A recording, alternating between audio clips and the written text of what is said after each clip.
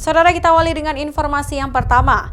Direktorat Reserse Narkoba Polda Aceh kembali berhasil mengungkap penyelundupan narkotika jenis sabu seberat 31 kg dan ganja kering 370 kg dari sindikat jaringan internasional Thailand Aceh.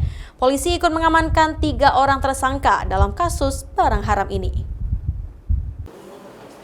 Pengungkapan kasus sabu yang berasal dari Thailand ini berasal dari informasi warga adanya transaksi sabu di Alu Bugeng, Perlak Timur, Aceh Timur. Selama 25 hari polisi menyelidiki para pelaku sampai akhirnya mereka ditangkap saat membawa sabu dengan mobil ke Sumatera Utara. Polisi menemukan 11 bungkus sabu dalam kemasan teh Cina dengan 2 orang tersangka MM dan MH. Saat pemeriksaan, tersangka mengaku barang haram itu berasal dari F yang menjadi DPO saat ini.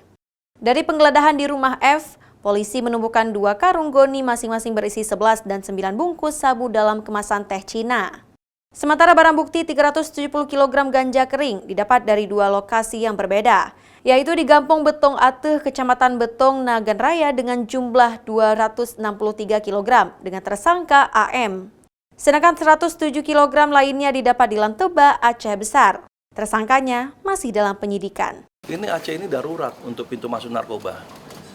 Kalau kita bisa menghadang masuknya narkoba di Aceh, kita bisa menyelamatkan seluruh generasi muda Indonesia.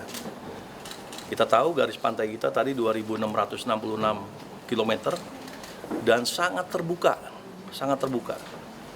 Laut lepas, kita juga punya pelabuhan-pelabuhan tikus dan juga banyak sekarang nelayan-nelayan kita yang tergiur untuk menjemput narkotika di laut.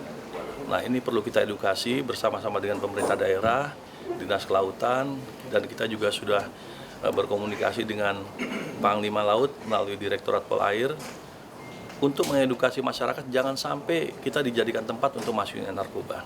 Kepada tersangka, ancaman hukuman penjara mulai dari 20 tahun penjara, penjara seumur hidup, atau hukuman maksimal, hukuman mati.